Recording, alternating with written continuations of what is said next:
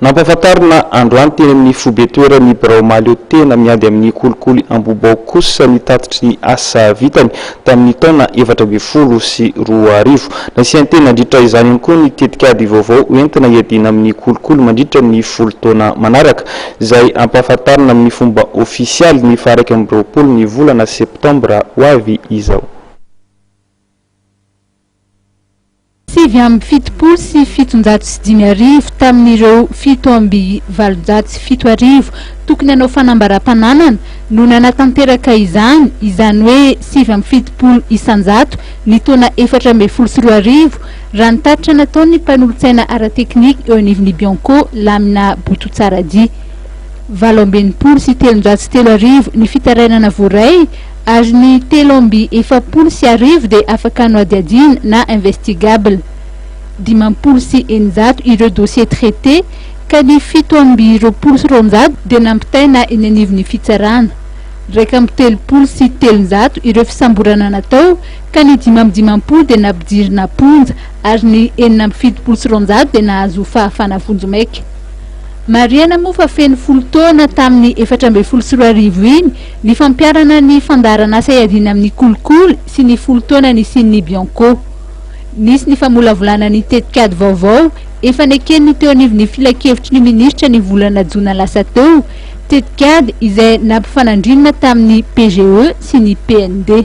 Tsy maintsy nampifandrindrana amin'izay politique générale de l'État sy ny PND zany lay tetikady pirenena vaovao editsika ny kolikoly ary izay zany anisan'ny ezaka lehibe nataontsika na tamin'iny taona 2012 ary tamin'ny volana juin tamin'ny fitoana no nakatoavin'ny conseil de ministre io tetikady pirenena vaovao editsika amin'ny kolikoly ary everina fa amin'ny herinandro no anaovana ilay hoe fampisehoana azy amin'ny gazety sy ny pirenena rehetra ary indrindra reo manam-pahefana sy ny tompona andraikitra sy mety voakasy ny fampianatra izany amin'ny herinandro zany natao zavatra izay. Fanovana maro no hita ao anatin'izany tetikady vaovao izany. Anisan'izany ny fanatsarana ny rafi-pitsarana raha tsy laza afa-tsy ny chaîne pénale izay atao ho pôle anticorruption ahafahana mahazo vokatra tsara kokoa. Ka mba tsisy tsony zany ilay tsara hoe fahatapahana eo amin'ny famejerana ny kolikoly fa rehefa miaika aty amin'ny famotorana voalohany dia izy zany enquête préliminaire dia mamitohy hatrany amin'ny famejerana amin'ny poursuite ary toy hatrany amin'ny fitsarana amin'ny raharaha.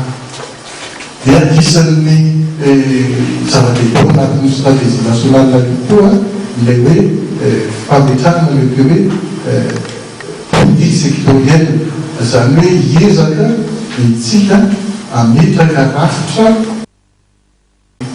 anenivon'ny ministera tsirairay avy ary amseky asa-panjakana tsirairay avy izay anara-maso ny dispositif anticorruption zay apetraka any. Ny tetikady vaovao dia ahitana tanjona lehibe na objectif stratégique 3 ary sehatra iasana na axe d'intervention 7.